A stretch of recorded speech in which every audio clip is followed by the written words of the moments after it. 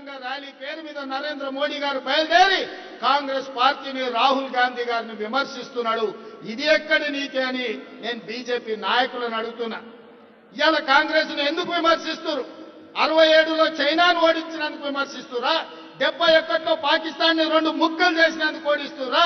మొన్న జరిగిన పహల్గాం దాడిలో నీకు అండగా నిలబడి నీకు మద్దతు ఇచ్చి యుద్ధం చేయమని వీర తిలకం దిద్ది మేము పంపిస్తే నువ్వు బుద్ధిమంతుడికి సర్ది కడతానంట బొడ్రాయి కాడ ఫోన్ చేసి బోర్ల బుక్కల వండుకున్నాట.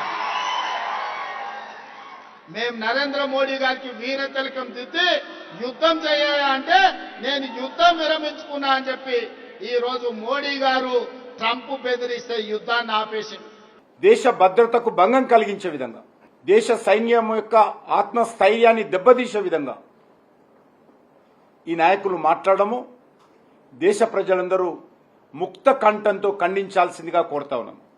భారత సైనికుల కండగా భారత ప్రజలందరూ కూడా కులాలకు అతీతంగా మతాలకు అతీతంగా నిర్వహిస్తున్నటువంటి తిరంగా యాత్రలని చెప్పి ఈ సందర్భంగా మనవిస్తున్నాను. ఇంకొక అడుగు ముందుకెళ్ళి రాహుల్ గాంధీ ప్రధానమంత్రి అయి ఉంటే పీఓకేని ఆక్రమించుకునేవాడు అంటారు రేవంత్ రెడ్డి. పాపం ఈ జన్మలో రాహుల్ గాంధీకి అవకాశం లేదు. కానీ ఒకటి మాత్రం స్పష్టం చేయదలుచుకున్నాను, అసలు పీఓకే పాకిస్తాన్కి ఎవరిచ్చారని అడుగుతా ఉన్నాను. కేసీఆర్ గారు దేవుడు, కేసీఆర్ గారు దేవుడు. కానీ కేసీఆర్ గారి చుట్టూ కొన్ని దయ్యాలున్నాయి. వాళ్ళ వల్ల చాలా నష్టం జరుగుతున్నది.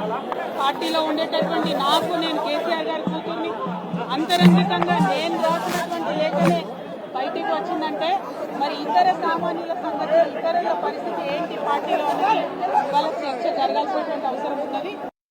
కేసీఆర్ కిషన్ రెడ్డి కలయిక వల్లే ఆనాడు బండి సంజయ్ని తొలగించారన్న మాట వాస్తవం కాదా?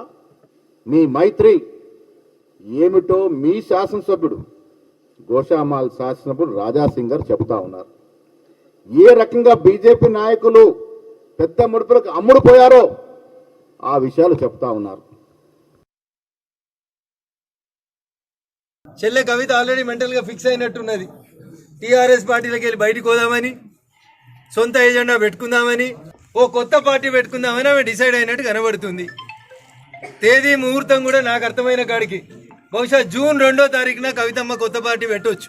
టీఆర్ఎస్ పార్టీ ఖాళీ అయ్యేటువంటి ప్రయత్నాలు జరుగుతున్న తరుణంలో నాతోటి కొట్లాడితే నా బిడ్డ దగ్గర కోనరి, నా కొడుకుతోటి కొట్లాడితే నా అల్లుని దగ్గర కోనరని వాళ్ళే అన్ని గ్రూపుల్ని పెట్టుకొని చేస్తున్నట్టు ఇది ఒక నాటకంలా కనబడుతుంది తప్ప ఇంకొకటి ఏం లేదు. బీజేపీ కాంగ్రెస్ మధ్యలో ట్రంప్ రేవంత్ వ్యాఖ్యల దుమారం.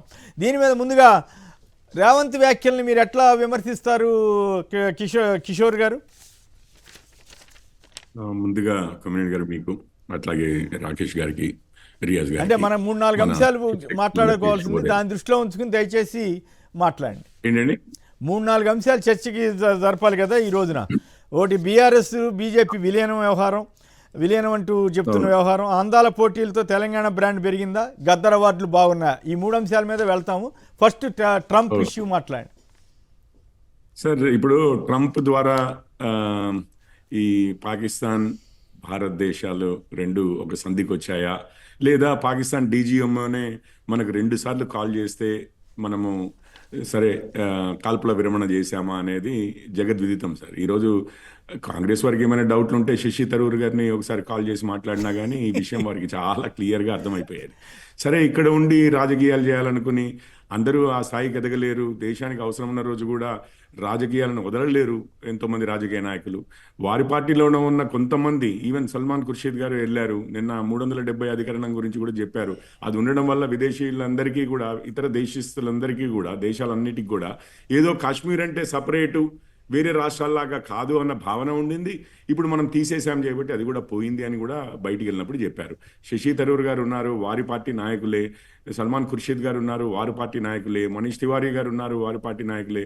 వీరందరూ చెప్తూనే ఉన్నారు మన స్టాండ్ రఫాల్ విషయంలో కానివ్వండి, లేదా కాల్పుల విరమణ ఎట్లా జరిగిందన్నదే కానివ్వండి, ఇంతకు పాకిస్తానే గెలిచిందా ఇండియానే గెలిచిందా అన్నదే అనుమానాలు సృష్టించినంత అన్ని 20 చోట్ల మనము వాళ్ళు అసలు కోలుకోలేకుండా కొట్టిపాడేస్తే ఇటు ఎయిర్ బేస్లు అటు టెర్రరిస్ట్ క్యాంపులను కూడా అయినా కానీ పాకిస్తానే గెలిచిందని చెప్పి కూడా వాళ్ళు మొదట మొదలుపెట్టింది తెలుసు, దానికి అనుగుణంగా ఇక్కడ కొంతమంది మాట్లాడుతున్నది తెలుసు. ఇక ఈ సమయంలో ఇది అంతా జరుగుతున్న సమయంలో రాజకీయాలు కాస్త పక్కకు పెట్టి నిజాలు రాజకీయాలు పక్కన పెట్టంటే ఒక చిన్న డౌట్ వస్తుందండి మా బోటి వాళ్ళకి కూడా. మోడీ గారు ఆ ఇష్యూ జరిగినప్పుడు 1-2 రోజులు మాట్లాడితే అది ఒక రకం, కానీ రోజు అదే ప్రచారం చేయటం రాజకీయం కింద రాదా? ఏది ప్రచారం చేస్తున్నారు? రోజు ఆపరేషన్ సింధూరా నేను చేశాను, నేను కొట్టేశాను, నేను అది చేశాను కాదండి. ఇప్పుడు అటువంటిప్పుడు ముందుగా పహల్గావ్లో 26 మంది చనిపోవడానికి కూడా మా వైఫల్యం ఉంది, మేము అందుకు బాధపడుతున్నాం, దానికి ప్రతిగా మేము చేయగలిగాం, అని చెప్పుంటే ఆయన్ని గొప్పగా మనం ప్రశంసించారు. మీరు ఆ మాట అనకపోయి ఉంటే, నిజంగానే ఆ మాట అనకుండా కేవలం ఇదే మాట్లాడుతూ ఉంటుంటే మీరు నిజంగానే అన్నా కానీ ఈరోజు నేను తీసుకుంటాను క్రిటిసిజం. నిజంగానే అది జరిగిన ఒక రోజుకే ఇమీడియట్గా గంటల్లోనో ఒక రోజులోనో చెప్పారు కదా, అమిత్ షా గారు కూడా చెప్పారు, ఇది కొన్ని ఫెయిల్యూర్స్ జరిగాయి, మన వాళ్ళు చనిపోయారు, ఇంటెలిజెన్స్ సమయానికి రాకపోవడం కానివ్వండి, లేకపోతే అంటే దాన్ని ఉండవలసింది లేకపోవడమే కాదు. రోజు మీరు ఇది ప్రచారం చేసుకుంటే మీ ప్రతిపక్షాలు చూస్తా ఊరుకోవు కదా. మరి వాళ్ళ ఏకంగా రాహుల్ గాంధీ గారిని వాళ్ళని సైన్యాన్ని అవమానించారని కొత్త ట్విస్ట్ ఎట్లా ఇస్తారు కిషన్ రెడ్డి గారు? ఒక విషయమే చెప్తానండి. ఇప్పుడు వాళ్ళని కామ్గా కూర్చోమని ఎవరు చెప్పట్లేదు, వారిని కామ్గా కూర్చోమని ఎవరికి చెప్పట్లేదు, కానీ పాకిస్తాన్ ఇండియా మధ్యలో ఈ జరుగుతున్న దీంట్లో ఇండియా పై చేయి ఉండేటట్లుగా అందులో కాంగ్రెస్ వారు ఎటువంటి లాభం పొందినా కూడా బాగుంటుంది.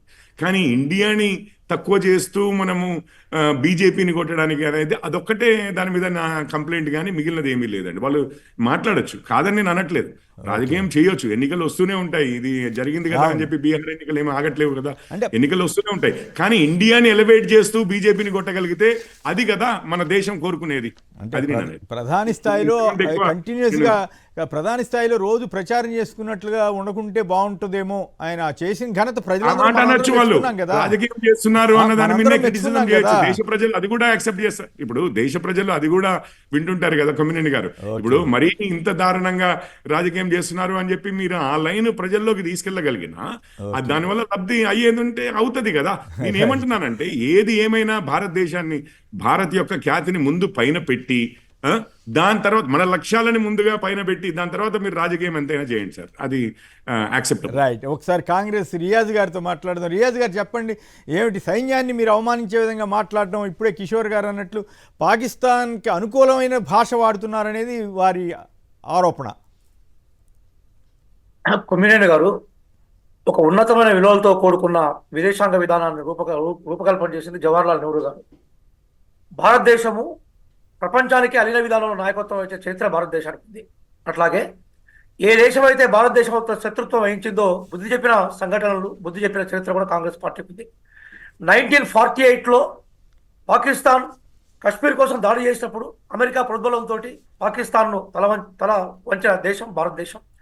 అట్లాగే 1971లో తూర్పు పాకిస్తాన్ని విసిరి పారేసి బంగ్లాదేశ్కి రూపం తీసుకొచ్చిన చరిత్ర కూడా కాంగ్రెస్ పార్టీది. స్వయంగా వాజ్పేయి గారే ఇందిరాగాంధీ గారిని దుర్గామాతతో పోల్చారు. అది ఘనమైన చరిత్ర కాంగ్రెస్ పార్టీది. ఈరోజు జరుగుతున్న విషయం ఏంటంటే పెహల్గాంలో అత్యంత దుర్మార్గంగా, అత్యంత హేయంగా భారతీయ టూరిస్టులను చంపినప్పుడు భద్రతా వైఫల్యం జరిగిందన్న విషయాన్ని కేంద్ర ప్రభుత్వం ఎక్కడ అంగీకరించకపోవడం అనేది చాలా దౌర్భాగ్యకర విషయం. అమిత్ షా గారు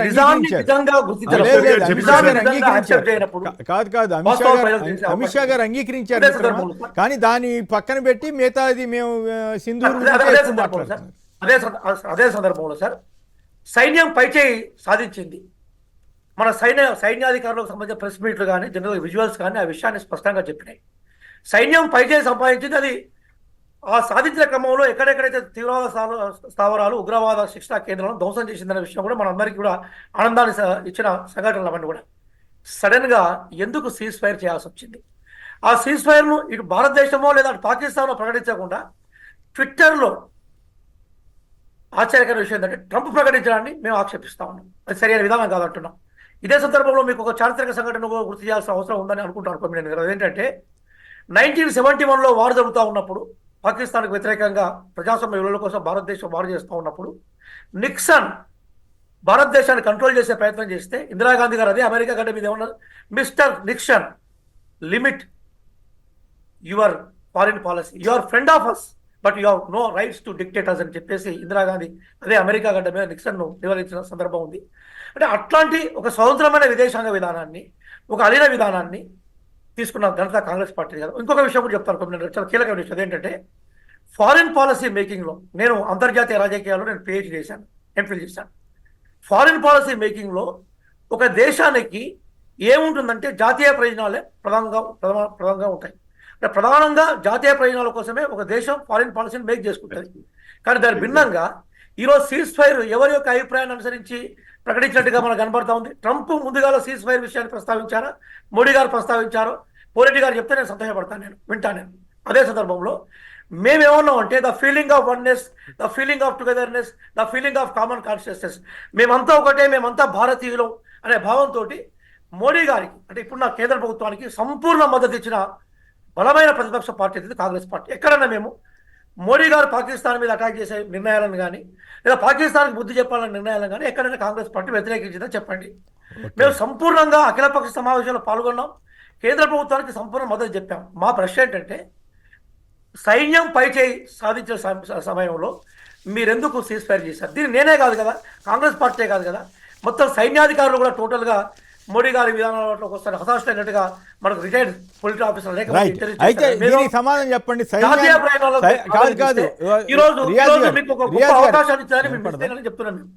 రియాజ్ గారు, సైన్యాన్ని అవమానిస్తున్న బడేమియా చోటేమియా కిషన్ రెడ్డి వ్యాఖ్య, సైన్యంపై రాహుల్, రాబర్ట్, రేవంత్ రెడ్డి వ్యాఖ్యలు దుర్మార్గం అని కూడా కిషన్ రెడ్డి గారు అన్నారు. అది వాస్తవమా కాదా? కొమ్మిరెడ్డి గారు, అది కిషన్ రెడ్డి గారి విజ్ఞతకు వదిలి పెడుతుండే. మేము చాలా క్లియర్గా మేము మొన్న ప్రదర్శన చేసింది కూడా సైన్యాధికారులు మొదలు పెట్టుకొని భారత సైన్యానికి చరిత్ర ఉందని చెప్పాను కదా సార్. 3 సార్లు పాకిస్తాన్ను మొత్తం నిర్వీర్యం చేసి పాకిస్తాన్ సరెండర్ చేసి కాళ్ళ దగ్గర తీసుకొచ్చిన ఘనత కాంగ్రెస్ పార్టీ ఆధ్వర్యంలో ఉన్న అప్పుడు గత ప్రభుత్వాలదే కదా. సైన్యానికి మేము షెడ్యూల్ చేసి వాళ్ళలాగా అగ్నివీరుని పెట్టి వాళ్ళలాగా అగ్నివీరులను తీసుకొచ్చి అసలు రెగ్యులర్ సైన్యాన్ని మొత్తం తీసుకొచ్చి నిన్ననే కదా ఆర్మీ చీఫ్ మనకి ఎయిర్ ఫోర్స్ చీఫ్ సంతకాలే తప్ప ఆచరణ ఎక్కడిది? సంతకాలు చెప్తున్నారు నేషనల్ ఇంట్రెస్ట్ ప్రథమంగా ఉంటుందని. ఎవరన్నారు? మనకు air chief marshal, air chief అన్నారు కదా. మనకు బేసికల్ అంటే బీజేపీ విధానాలు మాటలు కోటలు దాటుతాయి తప్ప వాళ్ళ అడుగులు తంగేలు కూడా దాటవు. బీజేపీ అనేది దేశ రక్షణ విషయంలో ఫెయిల్ అయింది.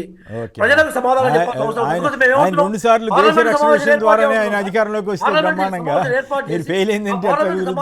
విషయాలు చర్చించుకుంటాను, దానికి కూడా వాళ్ళు సంసిద్ధంగా లేరు. ఈ రోజు వాళ్ళ కారణం లేకుండా సీజ్ ఫైర్ చేసి కారణం లేకుండా వాళ్ళ మాకు రీతులు చెప్పారు. రైట్, ఓకే, చెప్పండి, సంక్షిప్తంగా చెప్పండి. చెప్పండి. సైడ్ ఏమో రాజకీయం చేయొద్దంటూనే ఇందిరాగాంధీ గారు 1917లో ఏం చేశారు, గొప్పగా చేశారు అని చెప్పి మళ్ళీ రాజకీయం చేస్తారు. అప్పటి ఆర్మీ విజయం సాధించింది 4,000 మంది ప్రాణత్యాగం చేస్తే వచ్చిన విజయం అని చెప్పరు వారు. ఒక్క నిమిషం, నెహ్రూ గారు 1948లో విక్టరీ సాధించారంట. జమ్మూ కాశ్మీర్ ని పాకిస్తాన్ కి ఇవ్వడమే విక్టరీ.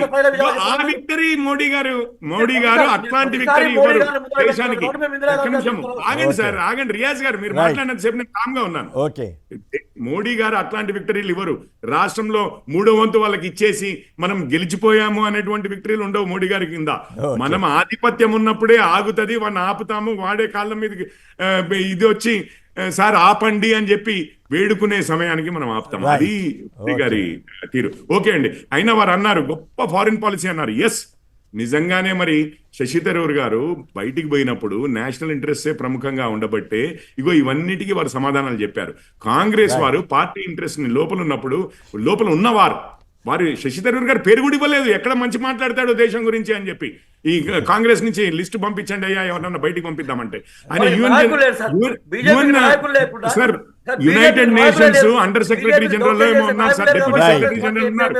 అట్లాంటి వాడి పేరు కూడా ఇవ్వకుండా పంపిస్తారు సార్. ఎక్కడ దేశం గురించి దేశం గురించి మంచిగా మాట్లాడతాడు అని పంపించారు మీరు. దయచేసి మోహన్ కుమార్ గారు అనంతపురం నుంచి. మోహన్ కుమార్ గారు నమస్కారం, మాట్లాడండి సంక్షిప్తంగా. సార్ నమస్కారం. సార్ నమస్కారం, మాట్లాడండి. సార్ ఒక్కటి రెండో పాయింట్ సార్ యాక్చువల్ గా మన ఉమ్మడి అనంతపూర్ జిల్లాలో ఒక జవాన్ చనిపోతే భారతీయ జనతా పార్టీ నుంచి ఒక్కరు కూడా పోయి పలకరించలేదు సార్. అయ్యో నిజమా? అవును సార్, మన ప్రెసిడెంట్ గారు బీజేపీ ప్రెసిడెంట్ గారు పోయి పలకరించలేదు సార్. అయ్యయ్యో.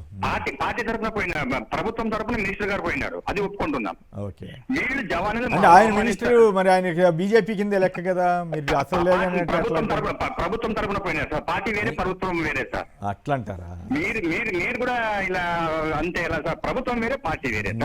నేను అడుగుతున్నాను మిత్రమా, మంత్రి బీజేపీ వాడు కూడా కదా, అందుకని మీరు అట్లా అనుకున్న ధర్మమేనా అని అడుగుతున్నా. ఒకటి సార్. రెండు సార్, అంగీకరించడం వేరే, తప్పుకోవడం వేరే సార్. మన మైసూరారెడ్డి గారు రంగా గారిది హత్య అయినప్పుడు తప్పుకున్నారు హోమ్ మినిస్టర్ గా ఉన్నప్పుడు. అవును, వీళ్ళు చూసి అంగీకరిస్తున్నారు. మైసూరారెడ్డి గారు కాదు, అప్పుడు కోడెల శివప్రసాదరావు గారు హోమ్ మినిస్టర్ గా. సారీ సార్, కోడెల శివప్రసాద్ తప్పుకున్నారు సార్. ఇది సార్ తప్పుకోవడం అంటే. అంగీకరించడం అంటే చేసిన తర్వాత నష్టమంతా జరిగిన తర్వాత ఎంత నష్టం జరిగింది?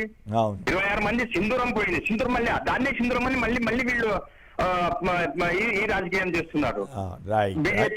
అయితే ఆ వైఫల్యం ఉన్నమాట వాస్తవం, కానీ అది దాన్ని తిప్పికొట్టారు, అంతవరకు సక్సెస్. కానీ మోడీ గారు ఈ స్థాయిలో రోజు ప్రచారం చేయడం అయితే కొంచెం ఏంటో ఇబ్బంది ఏమైనా ఉందా అనే భావన కలుగుతుంది. రాకేష్ గారు సంక్షిప్తంగా మీరు కూడా దీన్ని. Good morning sir. ఒక్క నిమిషం, ఒక్కళ్ళు ఉన్నారు. పవన్ హైదరాబాద్ నుంచి. పవన్ గారు సంక్షిప్తంగా. Sir good morning. ఒక 2 పాయింట్స్ అండి, ఇంపార్టెంట్ పాయింట్స్. అయితే ఇప్పుడు పహల్గామ్ గురించి మాట్లాడుతున్నప్పుడు పహల్గామ్ గురించి ఆల్రెడీ ఇంటెలిజెన్స్ రిపోర్ట్ ఉందండి, అక్కడ థ్రెట్ ఉన్నదనేసి. వాళ్ళు ఇంటెలిజెన్స్ వాళ్ళు ఆల్రెడీ గవర్నమెంట్ అడిగారు, మాకు ఎయిర్ క్రాఫ్ట్స్ ఇవ్వండి, మాకు అక్కడ థ్రెట్ ఉందని. దాన్ని పట్టించుకోలేరు, అప్పుడు సీరియస్ తీసుకోలేరు. సెకండ్, మన గౌరవ ప్రధానమంత్రి గారు అఖిల పక్షం పెట్టి దుబాయ్ యుఏఈ నుంచి పరిగెత్తుకొని వచ్చి అఖిల పక్షంలో కూసోకుండా ఆయన బీహార్ ఎలక్షన్ లో పోయి ప్రచారం చేస్తున్నాడు. ప్రచారం కాదు, అక్కడికి వెళ్ళి స్టేట్మెంట్ ఇచ్చారు. ప్రచారం కింద లెక్క. ప్రచారం కాదండి, గవర్నమెంట్ ఈవెంట్ ఉండేది. రైట్. అంటే అప్పుడు వెళ్ళటం కొంచెం నాకు కూడా ఎబ్బెట్టుగానే అనిపించిందండి. అదేదో అక్కడ అఖిలపక్షానికి వెళ్ళి అక్కడే మాట్లాడుంటే బాగుండేదేమో అనిపించింది. రైట్, రాకేష్ గారు. Sir good morning sir. Good morning Srinivas sir, మీకు, రియాజ్ గారికి, పోరెడ్డి కిషోర్ రెడ్డి గారికి, సాక్షి ప్రేక్షకులకు. సార్ ఫస్ట్ ఆఫ్ ఆల్ ఏదైతే అంటే చర్చ జరుగుతుందో ఆ చర్చ మాట్లాడదాం సార్. అంటే రేవంత్ రెడ్డి గారు డైరెక్ట్గా ట్రంప్ అది అని గట్టిగా మాట్లాడేసరికి కిషన్ రెడ్డి గారు డైరెక్ట్గా సైన్యాన్ని అవమానిస్తారని ఆయన అంటున్నారు. అంటే బీజేపీని ఏమన్నది సార్, బీజేపీని అవమానిస్తే సైన్యాన్ని అవమానించినట్టు, దేశాన్ని అవమానించినట్టు. ఎందుకంటే మీకు ఒక ఇన్సిడెంట్ చెప్తాను సార్. వాజ్పేయి గారు ఉన్నప్పుడు కార్గిల్లో చొరబాట్లు జరిగినప్పుడు అది కార్గిల్ వార్గా ఆపరేషన్ కార్గిల్ ఆపరేషన్ విజయ్ అని పేరు పెట్టారు. కార్గిల్ వార్ అని చెప్పేసి చెప్తాం మనం. అదేవిధంగా పహల్గావ్లో జరిగినప్పుడు దాని పేరు ఆపరేషన్ పహల్గావ్ అని పెట్టుంటే బాగుండేది. అంతేగాని దాన్ని ఏంటంటే హిందుత్వానికి జోడిస్తూ దాన్ని మనం బీజేపీ పార్టీ ఎట్లా వాడుకోవాలని చెప్పేసి దాన్ని వాడుకోవడానికి, బీజేపీ వాడుకోవడానికి పేరు పెట్టి నెక్స్ట్ వచ్చేసి నేను ఏమంటున్నా అంటే పేరు పెట్టి అందరం మద్దతు తెలిపినాం. ఇంతకుముందు మిత్రులు అన్నారు కిషోర్ గారు, మొత్తం ప్రపంచం మొత్తంలో అందరు పోయి చెప్తారు మన గురించి అంటే కరెక్టే. ఎందుకంటే విశ్వగురువుకు ఏ కంట్రీ కూడా మద్దతు రాలేదు సార్ మన భారతదేశానికి. వారిలో మనం పాల్గొంటుంటే దేశంలో ఉన్న అన్ని పార్టీలు మద్దతు తెలిపినాయి, కానీ ప్రపంచం మొత్తంలో ఒక కంట్రీ కూడా మద్దతు తెలిపలేదు సార్. పక్కనున్న పాకిస్తాన్కు టర్కీ వార్షిప్ పంపిస్తారు సార్. అది అమెజాన్ బైజాన్ అని చెప్పేసి ఒక కంపెనీ, సారీ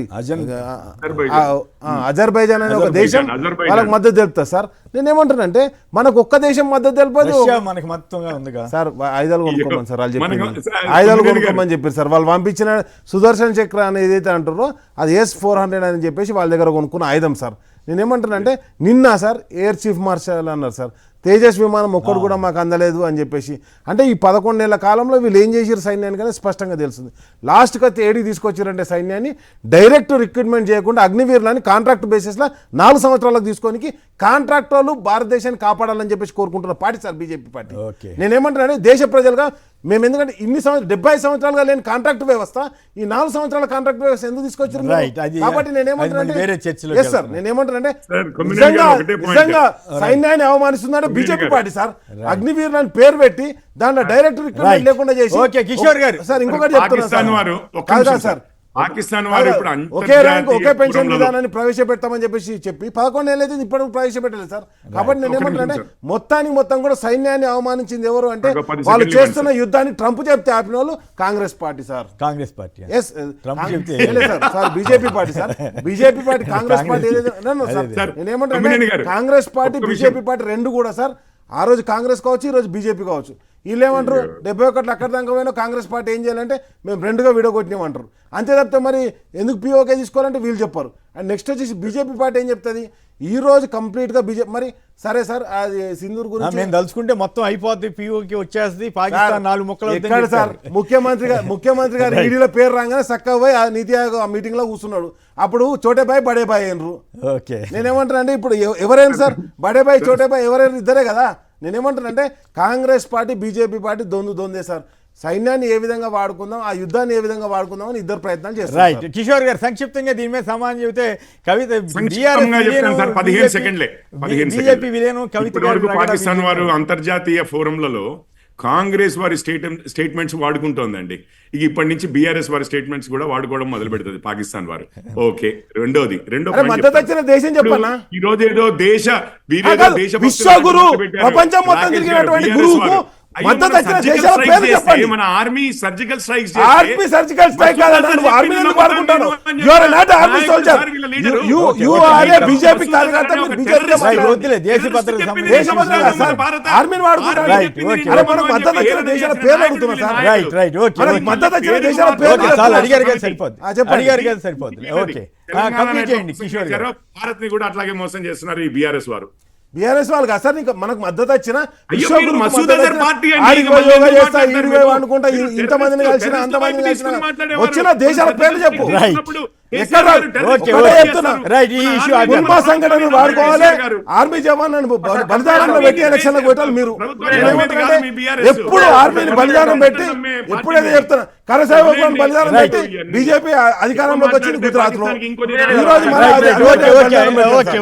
ఈ బీజేపీలో బీఆర్ఎస్ విలీనం అంటూ కవిత గారు రగడ చేయటం కానీ, మొత్తం కేసీఆర్ నేను ఎన్నో బాధలు అనుభవించానని చెప్పటం కానీ, ఇవన్నీ ఏమనిపిస్తున్నాయి రియాజ్ గారు? మీరేమంటారు? ఇక బీజేపీ బీఆర్ఎస్లో నిజంగా ఆ ప్రతిపాదన వచ్చి ఉంటుందా లేదా? అసలు ఏమిటి నిజంగానే ఈ రోజుల్లో నా బొట్టి వాళ్ళకి ఏమనిపిస్తుంది అంటే ప్రాంతీయ పార్టీలు ఏదో ఒక జాతీయ పార్టీతో లేకపోతే చాలా కష్టమేమో, వాళ్ళని బతకనివ్వరేమో అనే భావం కూడా కలుగుతూ ఉంటుంది. వాళ్ళతో కలిస్తే ఎటువంటి కేసులైనా సరే మటాష్ హ్యాపీగా 5 ఏళ్ల తరబడి వాళ్ళ జోలికి వెళ్ళరు. ఈడీలు సిబిఐలు వాళ్ళ జోలికి వెళ్ళరు, మిగతా వాళ్ళ జోలికి మాత్రం వెళ్తుంటాయి. ఇది స్వయంగా మనం ఈ మధ్యకాలంలో చూసినటువంటి అనుభవాలు. సో దీని మీద ఇప్పుడు బీజేపీ ఇష్యూలో నిజంగా బీజేపీలో విలీనం చేయాలని అనుకున్నారని మీరు అనుకుంటున్నారా? ఏమిటి ఈ కవిత గారి పరిణామాల మీద మీ వ్యాఖ్య ఏమిటి? కొమ్మినేని గారు అంటే కవిత గారు వారి అధినాయకత్వానికి వారి ఫాదర్కి ఉత్తరం రాయడం అనేది వాళ్ళ అంతర్గత వ్యవహారం. అంటే కవిత గారు బేసికల్గా ఏవైతే అంశాలు లేవనెత్తిందో ఆ పార్టీ సంస్కరణల కోసం నేను రాస్తానని చెప్పింది. ఆ పార్టీకి సంబంధించి అంతర్గత వ్యవహారంగానే కాంగ్రెస్ పార్టీ చూస్తా ఉంది. కానీ అందులో కొన్ని రాజకీయ అంశాలు ఉన్నాయి కొమ్మినేని గారు. ఆ రాజకీయ అంశాలు మాత్రం మనం చర్చించాలి. ఆ రాజకీయ అంశాలు మనకు క్లియర్గా చెప్పింది ఏంటంటే బీజేపీతో జతకట్టే దిశగా బీఆర్ఎస్ వ్యవహారశీలి అట్లాగే బీఆర్ఎస్ ఆచరణపోతున్న విషయాన్ని ఆమె చెప్పింది. దానికి కొన్ని ఉదాహరణలు కూడా ఉన్నాయి. ఉదాహరణకు ఏంటంటే లాస్ట్ అసెంబ్లీ ఎలక్షన్స్లో బీఆర్ఎస్కి వచ్చిన ఓట్లు 37%, లోక్సభ విషయానికి వస్తే బీఆర్ఎస్కి వచ్చిన ఓట్లు 17%. ఆ 20% ఓట్లు ఏవైతున్నాయో అవి బీజేపీకి మళ్ళీ కాబట్టి బీజేపీ ఎక్కువ లోక్సభ సీట్లను గెలుచుకోగలిగింది. అదేవిధంగా బీఆర్ఎస్ ఎక్కడైతే అసెంబ్లీ సీట్లను మెజార్టీగా గెలిచిందో అంటే ప్రధానంగా ఆదిలాబాద్ కానీ, మెదక్ కానీ, అట్లాగే కరీంనగర్ కానీ, నిజామాబాద్ కానీ, బీఆర్ఎస్ ఎక్కడైతే ఎక్కువ అసెంబ్లీ సీట్లను గెలిచిందో ఆ అసెంబ్లీ సీట్లు గెలిచిన స్థానంలోనే బీజేపీ తన ఎంపీలను గెలుచుకోగలిగింది. అంటే క్లియర్గా ఒక ఇండికేషన్ మేము ఫస్ట్ నుంచి చెప్తున్నది ఏంటంటే బీఆర్ఎస్కు బీజేపీ మధ్య ఒక లోపాయకారి ఒప్పందం కుదిరింది. ఇద్దరి మధ్య గల్లీలలో కుస్తీలా కనబడతా ఉన్నది కానీ ఢిల్లీలో మాత్రం దోష చేస్తున్న విషయాన్ని కాంగ్రెస్ పార్టీ మొట్టమొదటి చెప్పుకుంటూ వచ్చింది. దానికి నిదర్శనంగానే కవిత గారు ఏ లెటర్ అయితే రాసిందో ఆ లెటర్లో అయితే రియాజ్ గారు ఒక చిన్న పాయింట్ ఒకటి నా దృష్టికి వచ్చింది. మరి మహబూబ్నగర్లో సీఎం గారి కాన్స్టిట్యుయెన్సీ ఉన్న చోట బీజేపీ ఎట్లా గెలిచిందని అడుగుతున్నారు కొందరు. ఎస్ సార్, మేమేమంటున్నాం అంటే అక్కడ కూడా బేసికల్గా బీఆర్ఎస్కి సంబంధించిన ఓటు ఏదైతే ఉందో అది ఓహో, బీజేపీకి అట్లా ట్రాన్స్ఫర్ అయినట్టుగా మా దగ్గర షిఫ్ట్ అయింది. సాక్ష్యాలు ఉన్నాయి. కొడంగల్ కాబట్టి కాన్స్టిట్యూన్సీ ఓవరాల్ గా కొడంగల్ ఏమైపోయింది కాదు. చాలా ఓవరాల్ తగ్గింది సార్. తగ్గిందేమో కాంగ్రెస్ అక్కడ కాంగ్రెస్ మాట్లాడే అవకాశం తీసుకోండి. దాని నిదర్శనం కూడా ఒక విషయం మన చెప్పాను. రేవంత్ రెడ్డి గారికి ఈటల రాజేందర్ గారికి మెజార్టీకి 25,000 మైనస్. ఓకే ఆయన చెప్పండి. ఈటల రాజేందర్ గారికి, హరీష్ రావు చెప్పండి గారికి రియాజ్ గారు సమావేశం జరిగినట్టుగా మా పిసిసి ప్రెసిడెంట్ చెప్పారు. ఒక దగ్గర వాళ్ళు కూర్చొని మాట్లాడినారు. ఇప్పుడు విషయం ఏంటంటే బీఆర్ఎస్ కి అత్యంత ప్రాధాన్యత విషయం ఏంటంటే రాష్ట్రంలో కాంగ్రెస్ పార్టీ వీక్ చేయడం బీఆర్ఎస్ యొక్క రాజకీయ లక్ష్యం. కేంద్రంలో బీజేపీ రాజకీయ లక్ష్యం ఏంటిది అంటే కాంగ్రెస్ పార్టీని వీక్ చేయడం. ఇద్దరు రాజకీయ లక్ష్యాలు సరే కేంద్రం రాష్ట్రంలో ఒకటే రాజకీయ లక్ష్యం కాబట్టి వాళ్ళు కలిసి పనిచేయడానికి అవకాశం ఉంది. దానికి కవిత గారు లెటర్లో ఆ విషయాలు ప్రస్తావిస్తే రాజా సింగ్ గారు సర్టిఫై చేశారు. మళ్ళీ చెప్తున్నాను నేను, రాజా సింగ్ గారు ఎవరు? రాజా సింగ్ గారి వాక్యాలు తప్పని చెప్పేసి కోరెడ్డి గారు వ్యాఖ్యానిస్తే నేను సిద్ధంగా ఉన్నా. ఈరోజు బీజేపీ శాసనసభ్యుల్లో అత్యంత సీనియర్ ఎమ్మెల్యే రాజా సింగ్ గారు కవిత గారు రాసిన విషయాన్ని సర్టిఫై చేసినా లేదా, అది పత్రికల్లో ప్రధానంగా వచ్చిందా లేదా, టీవీలలో ప్రధానంగా వచ్చిందా లేదా చెప్పమనండి. ఒక్క విషయం మాత్రం చెప్తాను సార్, నేను భారతదేశం అనేది ఒక ఫెడరల్ స్వరూపం ఉన్న దేశం ఇది. ఇక్కడ జాతీయ పార్టీలు ఉంటాయి, ప్రాంతీయ పార్టీలు ఉంటాయి. బేసికల్గా ఐడియాలజికల్గా పార్టీల మధ్య ఐక్యత కూర్తే దాన్ని మనం అంగీకరించాలి, దాన్ని ఆస్వాదించాలి. కానీ ఇక్కడ ఏం జరుగుతుందంటే కేవలం విధ్వంసము, ఏకపార్టీ ఆధిపత్యం కోసం ప్రాంతీయ పార్టీలను కుల్లంగా ఖాళీ చేయించే ప్రయత్నం బీజేపీ చేస్తుంది. అందుకోసమే 8 రాష్ట్రాల్లో ప్రభుత్వాలను కూల్చిన ఘనత బీజేపీకి ఉన్నది. బీజేపీ ఎప్పుడు కూడా అందుకోసం కవిత గారు మంచి స్టేట్మెంట్ పార్టీ కాకుండా చెప్తాను సార్, ఏమంటే ప్రాంతీయ పార్టీలకు బీజేపీతో ఎప్పుడు రక్షణ ఉండదని చెప్పారు. అది చాలా అనుకూలమైన స్టేట్మెంట్ అది. ఇక్కడ ఏదేమైనా కూడా కవిత గారి ఉత్తరాన్ని మేము ఆ పార్టీ అంతర్గత వ్యవహారం చూస్తున్నాం. అదే సందర్భంలో బీజేపీ బీఆర్ఎస్ మధ్య ఉండే సంబంధం ఏదైతుందో ఆ లేటర్ ద్వారా స్పష్టమైంది. రాజా సింగ్ గారి సర్టిఫికేషన్ ఏదైతుందో అది క్లియర్ గా దాన్ని జస్టిస్ చేస్తున్న విషయాన్ని ఈ సందర్భంగా బాగా చెప్పారు రియాజ్ గారు. సాయి మోహన్ గారు చెన్నై నుంచి. సాయి మోహన్ గారు నమస్కారం, మాట్లాడండి. నమస్కారం సార్. నమస్కారం సార్, నేను కవిత గారితో ఏకీభవిస్తున్నాను సార్. నేను ఎట్లా ఆమె చాలా ఆమెని బీజేపీ పార్టీ చాలా ఇబ్బంది పెట్టి జైల్లో పెట్టి చేశారు సార్ ఆమెని. ఇప్పుడు ఆమెపై బీజేపీతో విలీనం అవ్వడం పార్టీ అనేది అవుతుందని ఎవరు చెప్పారు మీతోటి? ఆవిడ అంటుంది కానీ వీళ్ళు ఎవరైనా అధికారికంగా చెప్పారా? అంటే మనం ఏదో మీరు చెప్తున్న దాన్ని బట్టి నేనేం చెప్పలేదు, రగడని చెప్పాను. మీరు ఏమైనా మాట్లాడితే సమాధానం ఇస్తారా? రైట్, అంతేనా? విలీనం అవుతుందేమో అనేసి విలీనం చేసుకోకుండా కానీ జాతీయ పార్టీలు ప్రాంతీయ పార్టీలు తినేయడానికి ప్రయత్నాలు చేస్తున్నాయి అనేది కూడా కొంత వాస్తవం. ఏదో వాళ్ళ చేతిలో ఉన్న ఈడీ, సిబిఐ ఇటువంటి వాటిని వాడుకుని. రైట్, గురుస్వామి గారు బెంగళూరు నుంచి. గురుస్వామి గారు నమస్కారం, మాట్లాడండి. నమస్కారం సార్. నమస్కారం. మీ అందరికీ నమస్కారం సార్. అక్కడ ఉండే వాళ్ళని ప్లీజ్. ఏం లేదు సార్, సింధూరు ఆపరేషన్ మీద రెండు మాటలు సార్. ప్లీజ్. బీజేపీ ప్లాన్ ఎప్పుడు ఎలక్షన్ వస్తుందంటే నార్త్ లో అప్పుడు ముందే ప్లాన్ చేసుకొని ఒక ఏదో ఒకటి ఆపరేషన్. తప్పు అట్లా అనొద్దు, అట్లా అనొద్దు. తప్పు అట్లా అనొద్దు. సరే, ఇప్పుడు అన్ని పార్టీలు మద్దతు ఇచ్చిన తర్వాత ఆపరేషన్ సింధూర్ నడిచింది కదా సార్. అవును. దాన్ని కొంచెం ఎలక్షన్ ర్యాలీలో కానీ ఈ ర్యాలీలో చెప్పుకోవటం అది అంతవరకు చెప్పండి, తప్పులేదు. కానీ పహల్గామ్ని అట్లా అనకూడదు, తప్పు. అది చాలా తప్పు. పహల్గామ్ ఇష్యూ వేరు, అది కొందరు దుర్మార్గులైన ముష్కరులు చేసినటువంటి దాన్ని కేంద్రానికి ఆపాదించకూడదు. కాదు, భద్రత సరిగా లేదని చెప్పడం వరకు అభ్యంతరం లేదు.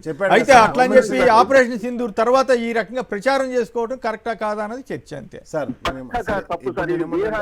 ఒక్క నిమిషం, ఏమంటారు? బీహార్ ఎలక్షన్ వరకు ఈ ప్రచారం నడుస్తూనే ఉంటుంది. అది పద్ధతి కాకపోవచ్చు. రైట్ సార్, నేనేమంటున్నా అంటే సార్, ఇక వాళ్ళ అభిప్రాయం కానీ ఒకటి, మనం ఎప్పుడు కూడా మన దేశ భద్రతను మనం వ్యతిరేకించద్దు అనేది చెప్పారు. కాబట్టి హోంమంత్రి గారు ఒప్పుకున్నారు భద్రతా వైఫల్యం. అండ్ నెక్స్ట్ వచ్చేసి నేను ఏమంటున్నా అంటే సార్, కవిత అంశం అసలు బీజేపీ వారు కూడా మాట్లాడిన తర్వాత మాట్లాడతాను లేదు సార్. అంటే నేను ఏమంటానంటే అంశము వేరే వాళ్ళు మాట్లాడారు కాబట్టి నేనేమంటానంటే అసలు మమ్మల్ని నష్టపరిచింది, కవితక్కను కష్టపెట్టింది బీజేపీ పార్టీ, నెంబర్ 1. నెంబర్ 2 వచ్చేసి నేను ఏమంటానంటే ఏ పేపర్ లేకున్నా కానీ ఆంధ్రజ్యోతి పేపర్ అయితే రోజు రాస్తుంది సార్. ఏం రాస్తుంది అంటే మొన్న మహానాడు అవుతుంటే ఆ డయాస్ మీద నందమూరి ఫ్యామిలీ ఏం లేకుండా ఓన్లీ ఎన్టీఆర్ గారి విజువల్ ఎఫెక్ట్ పెట్టేసి దాంతో ఆర్టిఫిషియల్ ఇంటెలిజెన్స్ తోటి ఏఐ తోటి ఒక ప్రజెంటేషన్ ఇచ్చారు. హరికృష్ణ గారికి మంత్రి పదవి ఇవ్వకుండా బహిష్కరించినటువంటి పార్టీ చంద్రబాబు టీడీపీ పార్టీ. అదేవిధంగా బాలకృష్ణ గారు డయాస్ మీద లేరు సార్, ఎందుకో మరి 3 సార్లు ఎమ్మెల్యే గెలిచారు. ఆ ఇష్యూకి దీనికి ఏం సంబంధం? లేదు సార్, నేను ఆంధ్రజ్యోతి ఎట్లా తీసుకుంటూ చెప్తున్నాను. సరే, ఆంధ్రజ్యోతి అంటే వాళ్ళ పేపర్ అది. సార్ వాళ్ళ పేపరే, కానీ మా మీద ఎట్లా విషయం కక్కుతుందో కూడా చెప్తున్నా. మీ మీద మా మీద విషయం ఎట్లా కక్కుతుందంటే, ఇప్పుడు 14 ఎలక్షన్లో జూనియర్ ఎన్టీఆర్కు గాయాలైతే పట్టించుకోలేదు. మొన్న కాదు సార్, గంత పెద్ద మహానాడైంది, లోకేష్ ఏదో పాదయాత్ర చేస్తే పలగొట్టిండని చెప్పేసి అంటే, మరి నందమూరి తారక రత్న అని చెప్పేసి ఆయన హార్ట్ స్ట్రోక్తో చనిపోయింది సార్. కనీసం ఆయనకు ఒక 2 నిమిషాలు శ్రద్ధాంజలి కూడా ఘటించలే. కాబట్టి నందమూరి ఫ్యామిలీని టీడీపీ సరే వాళ్ళ సంగతి పక్కన పెడితే కవిత గారు ఎందుకు పొలిటికల్ అవన్నీ బయటికి రావద్దంటే ఇక్కడ ఏదైతే సీఎం గారి మీద పెట్టిన ఈడీ కేసు గురించి మాట్లాడుకోవద్దంటే, సునీతారావుని ఏదైతే ఆమె గాంధీ భవన్లో ధర్నా చేసిన ఇవన్నీ బయటికి రావద్దంటే, అటు చంద్రబాబు నాయుడిని ఇటు రేవంత్ రెడ్డిని కాపాడడానికి ఏది ఆంధ్రజ్యోతి పార్టీ కంకణం కట్టుకొని ముందుకు పోతుంది సార్. కాబట్టి రోజు ఏదో ఒక న్యూస్ దేంట్లో లేకున్నా లైవ్ నడిపియాలి. నెక్స్ట్ వచ్చేసి సార్, కేటీఆర్ గారు స్పష్టంగా చెప్పడం జరిగింది సార్, ఏదైనా ఉన్నా కానీ అంతర్గతంగా మేము చర్చించుకుంటాం, అంతర్గతంగా ఉంటాం. అది ఏదైతే జరిగిందో దాని గురించి తప్పకుండా సమీక్షించుకున్నాం సార్. మా ప్రెసిడెంట్ ఉన్నాడు కేసీఆర్ గారు, మా వర్కింగ్ ప్రెసిడెంట్ ఉన్నారు కేటీఆర్ గారు. తప్పకుండా ఇంతకుముందు రియాజ్ భాయ్కి నేను అది అన్న చెప్పింది కరెక్ట్. ఏదైతే మా పార్టీ అంతర్గత విషయం తప్పకుండా చర్చించుకున్నాం, దాని గురించి సమగ్రంగా. కిషోర్ గారి మధ్యలో వీళ్ళ గొడవ మధ్యలో మీరు కూడా మీ పాత్ర కూడా ఉన్నట్లు అనుమానం మీ రాజాసింగ్ గారే చెబుతున్నారు కదా. అదే సార్ ఇగో ఈ విషయం మొత్తము మీ రఘునందన్ రావు గారు కొత్త పార్టీ పెడుతుందని ఆయన సమాచారం అంటారు. మీరిద్దరు చెప్పినట్టుగా అంతర్గత విషయం అన్నారు. ఇది కుటుంబ పార్టీల్లో వారసత్వ పోరులు ఉంటూనే ఉంటాయండి. ఇప్పుడు అన్నా చెల్లెల మధ్యలో ఆ వారసత్వ పోరు. అంతకుముందు రాహుల్ ప్రియాంక గారి మధ్యలో అయితే రాహుల్ గారు 20 సంవత్సరాల ముందు ఎంపీ అయ్యారు. పాపం మొన్న రెండిట్లలో గెలిస్తే గానీ అప్పుడు వాయనాడు వదిలిపెడితే వాయనాడు ఇక తప్పక ప్రియాంక గారికి ఇచ్చారు. కానీ వారు దిగ్విజయంగా 20 సంవత్సరాలు ప్రియాంక గారిని అణిచిపెట్టి ఉంచగలిగారు. వారు 19 నెలలే చిన్నైనా కూడా, తనకు 18 నెలలే చిన్నైనా కూడా 20 సంవత్సరాలు ఆపగలిగారు ప్రియాంక గారిని. అదే కేటీఆర్ గారు అంతే చాకచక్యంతో చేయలేకపోయారు. కవిత గారు కొంచెము వారు ప్రూవ్ చేసుకున్నారు, అంతకుముందు ఎంపీగా ప్రూవ్ చేసుకున్నారు, ఎమ్మెల్సీగా ప్రూవ్ చేసుకున్నారు. కాబట్టి నేను ప్రియాంక గారి లాగా కాదు, 20 సంవత్సరాలు ఆగేది లేదు, నేను మీకన్నా బెటర్గా అసలు పార్టీని నడపగలనన్న మనస్థైర్యం నాకుంది, స్ట్రాటజీ కూడా నాకుంది అని చెప్పి వారు ముందే బయటకు వచ్చారు. అది విషయం. అంతేగాని ఇక్కడ కుటుంబ పార్టీల్లో తప్పనిసరిగా ఇట్లాంటివి ఉంటాయి. అది అయిపోయిందండి. ఒకటి. ఇంకొకటి వీరు మాట్లాడతారు, రియాజ్ గారు అన్నారు పోయినసారి అసెంబ్లీ ఎన్నికల్లో వారికి వచ్చిన శాతము మాకు వచ్చిన శాతము అది ట్రాన్స్ఫర్ అయిందని. పోయినసారి 88 సీట్లు వచ్చాయి, 39 సీట్లు వచ్చాయి. మరి అందులోనే కదా కాంగ్రెస్ వారు గెలిచింది. మొత్తం బీఆర్ఎస్ ఓటు ట్రాన్స్ఫర్ అయితేనే కదా కాంగ్రెస్ కి 20%, 19% నుంచి ప్రజల చేతుల్లో ఏమీ లేదు, ఏమీ లేదు. అంతా కూడా మేమే రాజకీయ నాయకులు నిర్ణయిస్తాము అన్నట్టయితే చెప్తున్నారు రియాజ్ గారు. ఇది ఉండాలి కదా సార్. కాదు అసెంబ్లీ ఎన్నికల్లో నిర్ణయాలని కొంచెమైనా గౌరవించాలి కదా. అట్లంటారా ఏంటంటే మరి ఏదో రాసిస్తారట, మీరట వచ్చి వేస్తారట. అట్లాగే వేసారేమో. మరి 88 వచ్చిన వారు 39 ఎందుకు పడిపోయారంటే మూడో విషయం ఆయన అడుగుతున్నారు. రాజాసింగ్ గారు ఒక మాట చెప్తాను, మీరు మళ్ళీ కౌంటర్ ఇద్దరు కానీ. కిషోర్ గారు రాజాసింగ్ గారి గురించి మాట్లాడతారా? ఒక్క నిమిషం. విలీనం అన్నా లేకపోతే కూటమిలు చేసి ఒకరి ప్రభుత్వంలో ఒకరు మంత్రులుగా చేసినా, లేకపోతే ఎమ్మెల్యేలను ఇచ్చిపుచ్చుకోవడాలు చేసినా, మంత్రి పదవులు ఇచ్చిపుచ్చుకోవడాలు చేసినా, అవంతా మీకు బీఆర్ఎస్ కే చెల్లినాయి రియాజ్ గారు. మాకు ఎటువంటి సంబంధం లేదు ఎక్కడా కూడా. కాంగ్రెస్ బీఆర్ఎస్ అవినాభావ సంబంధం అందరికీ తెలిసిందే, చెప్తున్న విషయమే. ఇప్పుడు చూడండి, మీరు 18 నెలలు అయింది, ఒక్క కేసు లేదు కుటుంబం మీద కేసు లేదు. కవిత గారు మన రేవంత్ గారు ఇద్దరు బిజినెస్ పార్ట్నర్లు అండి. కిషోర్ గారు మీరు చెప్పేది దాంట్లో మీరు ఇంకో పార్ట్నర్ ఏంది? మీ దగ్గర ఆధారం ఉందా? మాట్లాడుతారు సార్. కిషోర్ గారు మీరు సంచలనమైన విషయం చెప్పారు. నిజంగా రేవంత్ గారు కవిత గారు బిజినెస్ పార్ట్నర్షిప్ అంటున్నారు. మీ దగ్గర ఆధారం ఏమైనా ఉందా? ఉంది. అడికోర్ ఇన్ఫ్రాస్ట్రక్చర్ లో ఇద్దరు కూడా డైరెక్టర్లుగా చేశారు. మీరు కావాలంటే గూగుల్ చేస్తే 5 నిమిషాల్లో తెలుస్తుందండి. గూగుల్ చేస్తే 1 నిమిషమే, 5 నిమిషాలు కూడా అవసరం లేదు. అడికోర్ ADICORE అడికోర్ ఇన్ఫ్రాస్ట్రక్చర్ లో ఇద్దరు కూడా డైరెక్టర్లు కాదని చెప్పమని రియాజ్ గారిని. ఓకే కాదని చెప్పమని రియాజ్ గారిని. రైట్ ఇప్పుడు కంపెనీ క్లోజ్ అయింది కానీ బట్ అది యాక్టివ్ గా ఉన్న రోజుల్లో ఇద్దరు డైరెక్టర్ల కాదా చెప్పమని చెప్పండి. అప్పుడెప్పుడో డైరెక్టర్ అయితే ఇప్పుడు దాకా పార్ట్నర్షిప్ అయ్యో రిలేషన్స్ ఎట్లా ఉంటాయి కొమ్మినేని గారు మీకు ఇప్పుడు మనకు తెలియదు కాదు కదా రిలేషన్స్ ఎట్లా ఉంటాయి ఆ క్లోజ్ డైరెక్టర్లు ఒకటే కంపెనీలో బీజేపీ పార్టీ చేస్తున్నటువంటి 50 లక్షల కోట్ల కంపెనీ అండి అందులో 100 మంది డైరెక్టర్లు ఉంటారు అనేది కాదు కదా ఇద్దరు ముగ్గురు కోరెడ్డి గారు మీరు చేసిన దాన్ని మీరు ఆపండి సార్. నేను ఏమంటున్నానంటే బీజేపీ పార్టీ మాట్లాడుతున్న దానికి ఒకటే చెప్తున్నాను సార్. మరి బీజేపీ పార్టీ మమ్మల్ని ఏది కుటుంబ పార్టీ అంటుంది కదా సార్. మరి ఈ పార్టీలో అద్వానీ గారిని ఎందుకు ఖతం చేశారు సార్? 70 సంవత్సరాలు దాటిందని అద్వానీని ఖతం చేశారు కాదు. మురళీ మనోహర్ తెలియజేసి కుటుంబ పార్టీ కదా వాళ్ళు పొత్తు పెట్టుకున్న మంచి పార్టీ సార్. వాళ్ళు పొత్తు పెట్టుకున్న మంచి పార్టీ. ఏది కాశ్మీర్ లో పోయి కాశ్మీర్ ముక్తి మోర్చాతో పొత్తు పెట్టుకుంటే మంచి పార్టీ సార్. వాళ్ళ కుటుంబ పార్టీ కాదు సార్. వాళ్ళకు వాళ్ళు ఎట్లా చెప్తారు చిన్న చిన్న కుటుంబం అది చిరాగ్ పాస్వాన్ లేకపోతే ఇంకొకరిని కలుపుకుంటే వాళ్ళ కుటుంబం అజిత్ పవార్ ను కలుపుకున్నప్పుడు కాదు షిండే గారిని కలుపుకొని వాళ్ళ కొడుకు ఎంపీ ఆయన అయినప్పుడు లేకపోతే రాజ్నాథ్ సింగ్ సెంట్రల్ మినిస్టర్ గా ఉండి వాళ్ళ కొడుకు మినిస్టర్ ఉన్నప్పుడు వసుంధరా సింధియా ఉన్నప్పుడు నేనేమంటే వాళ్ళ కొడుకున్నప్పుడు జేడీఎస్ తో కలుపుకున్నప్పుడు ఇవన్నీ కాదు. ఒకటి సార్ నేను చెప్తున్నా బీజేపీ పార్టీ నిజంగా చెప్పాలంటే మోడీ గారు వచ్చిన తర్వాత అద్వానీ గారిని రిటైర్మెంట్ ఇచ్చారు సార్. మరి ఈయన కూడా 70 ఎత్తాను మరి రిటైర్మెంట్ ఇస్తారా సార్? సెప్టెంబర్ మురళీ మనోహర్ జోషి గారిని ఉమాభారతి గారిని ఎవరైతే నిజంగా బీజేపీ పార్టీ పెట్టి కొట్టాడినారో ఖతం చేశారు సార్. అంతేందుకు సార్ ఏదైతే ప్రవీణ్ తోగాడి అని చెప్పేసి విహెచ్పి నాయకుడు నాకు ప్రాణభయం ఉందని తిరిగింది సార్. బీజేపీ పార్టీ హయాంలో ఎవరైతే మాట్లాడుతుందో ఆయన మోడీతో నాకు ప్రాణభయం ఉందంటాడు. అంతేందుకు హరేన్ పాండే మరణానికి కారకులు ఎవరో ఇప్పుడు కూడా చెప్పలే. ఆయన సీఎం గా ఉంటాడు, హోంమంత్రి చంపేస్తారు.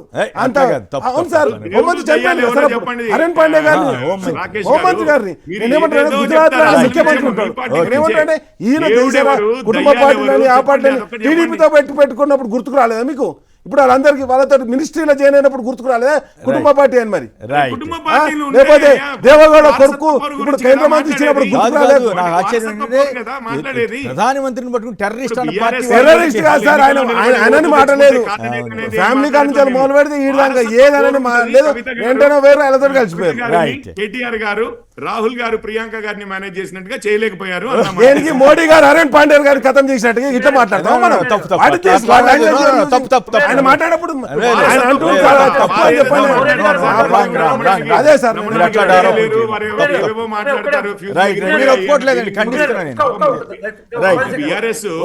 ప్రకాష్ గారు హైదరాబాద్ ఇంట్లో వరకే తెలుస్తుంది. ఏం మాట్లాడినా కానీ నేను ఇప్పుడు అవును సార్ రిటైర్మెంట్ ఇస్తారు మీరు. రైట్. రాహుల్ గాంధీ గారు ప్రియాంక గాంధీ మధ్య ఉండే అన్నా చెల్లెల అనుబంధం అనేది దేశానికి ఆదర్శం సార్. గొప్ప నిజంగా అన్నా చెల్లెళ్ళు అట్లా ఉండాలని దేశంలో ఉండే యువతి యువకులందరూ కుటుంబ సభ్యులందరూ కోరుకోవాలి. అభ్యంతరం లేదు కానీ రియాజ్ గారు మీ వయసు ఎంతో నాకు తెలియదు.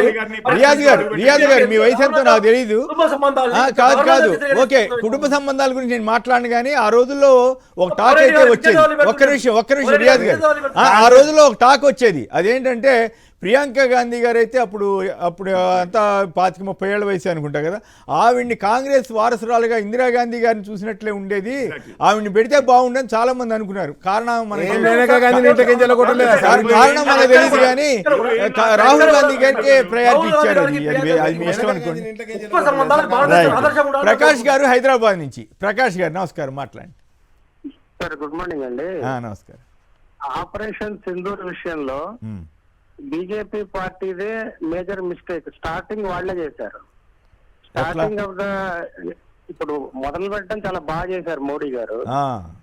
అందరూ అప్రిషియేట్ చేశారు, అన్ని పార్టీలు సపోర్ట్ చేసినాయి. ఫస్ట్ టైం వాళ్ళ పార్టీ దాని నుంచి ట్వీట్ చేశారండి, ఇది పార్టీ గొప్పతనం లాగా. అది ఫస్ట్ ఖండించింది శశి తరూరే. అవును. తర్వాత జయరాం రమేష్ దాన్ని ట్విట్టర్ లో ఇట్లాంటివి చేయకూడదని చెప్పారు. అవును. అయిపోయిన తర్వాత చివరిలో సీజ్ ఫైర్ జరిగింది. సరే అది ట్రంప్ అదంతా పక్కన పెడితే జయశంకర్ గారు మాట్లాడిన దానికి ఆయన మాట్లాడిన దాంట్లో మిస్టేక్ ఉంది. ఎవరికైనా ఇంప్రెషన్ వస్తుంది, ఆయన ముందుగా ఇన్ఫార్మ్ చేసినట్టుగా వచ్చింది ఇంప్రెషన్, కానీ తర్వాత ఖండించారు. రాహుల్ గాంధీ గారు దాన్ని క్వశ్చన్ చేయడం కరెక్టే కానీ ఆయన ఖండించిన తర్వాత వదిలేస్తే పోయేది. కానీ ఆయన ఒక ఎక్స్ట్రా మాట జయశంకర్ ని కామెంట్ చేశాడు, అది తప్పు. అది బట్ దాని తర్వాత బీజేపీ దాన్ని పర్సనల్ గా పార్టీ పరంగా తీసుకుని ర్యాలీలు చేయడం, అవును, అన్ని పార్టీలు కలుపుకొని ర్యాలీ చేయడం వేరు, కానీ పర్సనల్ గా తీసుకొని వాళ్ళ గొప్పతనంగా ర్యాలీ ఆర్మీ గొప్పతనాన్ని వాళ్ళ గొప్పతనంగా చేయడం పెద్ద తప్పు. చాలా చక్కగా ఇప్పుడు కాంగ్రెస్ పార్టీ సహజంగానే క్వశ్చన్స్ అడుగుతుంది, కానీ రాహుల్ గాంధీ ఆ జయశంకర్ ఆ మాట అనకుండా ఉంటే పోయేది. అలాగే వీళ్ళు రాహుల్ గాంధీని పట్టుకొని చాలా పోస్టులు చేశారు. అవును, అది కూడా పాకిస్తాన్ ఆర్మీ చీఫ్ ఈయన బొమ్మ సగం పెట్టడం. రైట్. So, ఈ రెండు పొలిటికల్ పార్టీలు at the cost of the national security they are playing game. చాలా చక్కగా విశ్లేషించారు మిత్రమా. మీ పేరు ప్రకాష్ గారు. చాలా అర్థవంతంగా, చాలా చక్కగా ఒక నిజమైన విశ్లేషకుడు మాదిరిగా ఏ పార్టీ తప్పు ఏమిటి అనేది మీరు చెప్పడం చాలా బాగుంది. మిమ్మల్ని నేను అభినందించాల్సిందే. రైట్, ఇక మరో అంశంలోకి వెళ్దాం. అందాల పోటీలతో తెలంగాణ బ్రాండ్ పెరిగిందా, గద్దర్ అవార్డులు బాగున్నాయా, ఈ రెండు కలిపి నడుపుదాం. రాకేష్. అవును సార్, అది ఏది రోజుతో ముగిస్తోంది కదా, అవును సార్ ముగిస్తుంది సార్. అందాల పోటీలతోటి మాత్రం టైం తక్కువ ఉంది. ఇంగ్లాండ్ లో చాలా పెరిగింది సార్, మన ఖ్యాతి అయితే ఇంగ్లాండ్ పెరిగింది. ఎందుకంటే అక్కడికి వెళ్ళారా? అంతే కదా సార్, మిస్ ఇంగ్లాండ్ ఆమె వీడియో ఫుటేజ్ లేవా సార్, ఇప్పటిదాకా బయట పెట్టరు సార్. దానికి కమిటీ ముగ్గురు కమిటీలు ఐపీఎస్లు, ఇది అయిపోయేదాకా సపరేట్గా ఉంటారు సార్. గద్దర్ అవార్డుల మీద గద్దర్ అవార్డులు ఏమంటున్నాను సార్, వాళ్ళు మురళీమోహన్ గారిని, రాజమండ్రి మాజీ ఎమ్మెల్యే మురళీమోహన్ గారిని టీడీపీ పార్టీ అధికార ప్రతినిధిని తీసుకొచ్చేసి మా తెలంగాణలో గద్దర్ అవార్డులకు ఇవ్వడానికి పెట్టారు సార్. అది కూడా ఏదైతే సీతక్క అన్నదో, అంటే ఇప్పుడు అల్లు అర్జున్ గారికి ఎందుకు ఇచ్చారంటే ఆయన అరెస్ట్ చేశారు కదా సార్, వెంటనే అల్లు అర్జున్కి ఇచ్చేస్తే సినీ ఇండస్ట్రీలో మళ్ళీ మనం సత్సంబంధాలు నిలగొడుకుందాం. ఒక్కటే చెప్తున్నా సార్, బాలకృష్ణ గారికి కూడా ఇచ్చారు కదా. ఇస్తారు సార్, బాలకృష్ణకి ఇస్తారు. రేపు పొద్దుగాల ఈయన ఎవరు లోకేష్ గారు కూడా ఇస్తారు సార్, మంచి ఐటీ మినిస్టర్. లోకేష్ గారికి పవన్ కళ్యాణ్ గారికి ఇస్తారు. పవన్ కళ్యాణ్ ఎందుకు సార్, ఆయనను కూడా తీసుకొచ్చి ఇస్తారు. వీళ్ళు ఎవరికైనా ఇస్తారు సార్. నేనేమంటానంటే ఒక్కటే చెప్తున్నా సార్, యథా గురు తదా శిష్య అని చెప్పేసి ఇక్కడ నడుస్తుంది. కాబట్టి ఇక్కడ జ్యూరీ కమిటీలో తెలంగాణలో ఎవ్వరు లేనట్టు మొత్తం నేనేమంటానంటే వేయాల్సింది ఉంటే, నువ్వు పేర్లు పెట్టినప్పుడు కాంతారావు పేరు పెట్టినప్పుడు, పైడి జయరాజ్ పేరు పెట్టినప్పుడు, ఇవన్నీ పేరు పెట్టినప్పుడు ఇక్కడ ఉన్నటువంటి యాక్టర్స్ కావచ్చు, ఇక్కడ ఉన్నటువంటి కమిటీ కావచ్చు, ఒక పటిష్టమైన కమిటీ వేయాలి. మురళీమోహన్ గారు ఏంటండి నేనేమంటున్నాను. కాబట్టి ఇది అంతా కూడా ఒక పొలిటికల్గా కాంగ్రెస్ సంబంధం అంటారు. తెలుగుదేశం రేవంత్ రెడ్డి గారి కాంగ్రెస్ కు సంబంధాలు సరిగా. రైట్. కిషోర్ గారు మీరే ఉంటారు ఈ రెండింటి మీద సంక్షిప్తంగా మాట్లాడితే, దయచేసి టైం తక్కువ. యాక్చువల్లీ రెండు కూడా మన రాష్ట్ర ఔన్నత్యాన్ని పెంచగలిగే అవకాశం ఉన్న ఈవెంట్స్ అండి. కానీ ఇప్పుడు నేను పెద్దగా ఇది చేయదలుచుకోలేదు, కానీ ఒక చేదు ఫీలింగ్తో అయితే బయటకు వచ్చాము అనేది అందరికీ తెలిసిందే. ఇప్పుడు అంతర్జాతీయంగా జాతీయంగా కూడా వచ్చేది అమ్మాయిలు, యంగ్స్టర్స్, వాళ్ళు అంత ఇన్సెక్యూర్గా ఫీల్ అయ్యి, ఇంత ఇన్సల్టింగ్గా ఫీల్ అయ్యే విధంగా ఏదైతే జరిగింది అని చెప్పి వచ్చిందో, దానికి తగ్గట్టుగానే ఫోటోలు కూడా కొన్ని బయట పెట్టారు కొంతమంది. చూస్తుంటేనే కొంచెము జుగుప్సాకరంగా అనిపించింది. అవార్డుల మీద కూడా ఒక కామెంట్ చేస్తే మన రియాజ్ గారు మాట్లాడితే.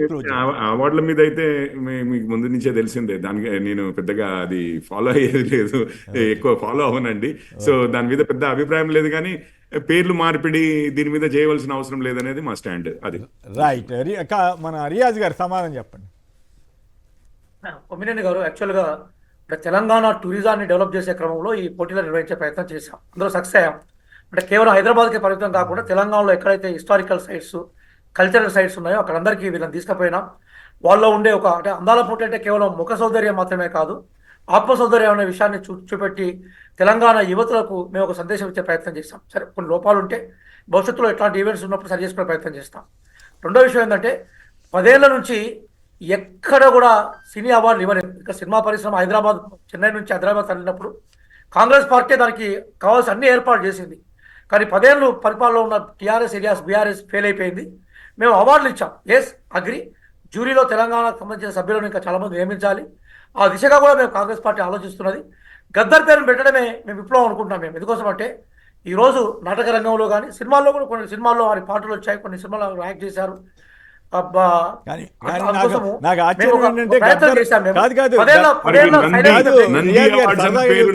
గద్దర్ విధానాలకి కాంగ్రెస్ టీడీపీ రెండు వ్యతిరేకమే, బీజేపీ సరే ఇక్కడ ఎట్లా ఒక్క నిమిషం, వ్యతిరేకమే. ఒక్క నిమిషం, కానీ ఒక్క అందరూ నిమిషం. గద్దర్ గారిని ఇప్పుడు చనిపోయిన తర్వాత లేదు సార్, ఒక్క నిమిషం, ఒక్క ఒకటే మాట చెప్తాను సార్. గద్దర్ గారి జీవితంలో గద్దర్ గారి జీవితంలో రెండు పార్శ్వాలు ఉన్నాయి సార్. రెండో పార్శ్వంలో ఆయన, దాని రెండో గురించి పార్శ్వంలో ఒకటే మాట చెప్తాను సార్. రాజ్యాంగ రక్షణే కాదు, కాదు, ఒక్క నిమిషం. రియాజ్ గారు ఫైనల్ గా చెప్పండి. ఈ తెలుగుదేశం కాంగ్రెస్ అవార్డులు అంటున్నాడు ఈయన. రియాజ్ గారు తెలుగుదేశం కాంగ్రెస్ అవార్డులు తెలుగుదేశం వాళ్ళు కావాల్సిన వాళ్ళందరికి ఇచ్చుకున్నారు అంటున్నాడు ఈయన. ఇప్పుడు నేనేమంటున్నాను సార్ 10 ఏళ్ల తర్వాత సినిమా అవార్డులు ఇచ్చాం, దానికి గద్దర్ గారి పేరు పెట్టుకున్నాం. ఏ సంస్కరణ రావాలి, నేను కాదని అందాల పోటీల్లో కూడా వీళ్ళు చూపెట్టిన ఏందో ఇచ్చే అవార్డుల మీద సినిమాల మీద భిన్నాభిప్రాయాలు ఉంటాయి. Right. కానీ మేము ఒక ప్రయత్నం మొదలుపెట్టాం. సార్ ఒక్క మాట చెప్తాను సార్. కంప్లీట్ అందాల పోటీలో వీళ్ళు చూపెట్టిన ఏంటంటే చార్మినార్ రాచరిక పోకడ అని చెప్పినటువంటి సీఎం గారు చెప్పినటువంటి కాకతీయ కళాతోరణం సార్. అవి పోగా చూపెట్టిన ఏమంటే ఒక 15 ఏళ్ళు తెలంగాణ మొత్తం డెవలప్ చేసినటువంటి చంద్రబాబు నాయుడు కట్టింది ఒక్కరు చూపెట్టలేదు సార్. తెలంగాణలో ఉండే అన్ని 57 సంవత్సరాలు పరిపాలించిన కాంగ్రెస్ పార్టీ ఒక్కరు చూపెట్టలేదు సార్. వాళ్ళకి చూపెట్టింది ఏంటంటే Yadagirigutta, secretariat, T hub, command control station, అదే విధంగా బుద్ధవనం సార్. అన్ని మీ ఘనతే అంటారు. కాదు సార్, చంద్రబాబు నాయుడు చెప్తుండు మొత్తం హైదరాబాద్ నేనే డెవలప్ ఆయన ఏం చేశాను. అరే చెప్తుంటాడు అక్కడ అబ్బా. ఒక్క బిల్డింగ్ కట్టుకోలేదు, కిటికెత్తలేదు సార్ ఇప్పటిదాకా. 1 ఇయర్ అవుతుంది, అక్కడ ఒక బంగ్లా కట్టలేదు సార్. Right, ఆ గొడవ కాదు. నేనేమంటే మొత్తం హైదరాబాద్ నే కట్టిన అంటాడు ఆయన. Right. దానికి ఒక్క Okay. కాంగ్రెస్ వాళ్ళు సపోర్ట్ చేయరు సార్. Right. రియాజ్ గారు, కూడా పోయిన రోజులున్నాయి హైదరాబాద్. రైట్, కిషోర్ గారు, ఏం చేశారు? అలాగే చరిత్ర రాకేష్ గారు, అందరికి కూడా ధన్యవాదాలు. ఇది నేటి చర్చా కార్యక్రమం. నమస్కారం.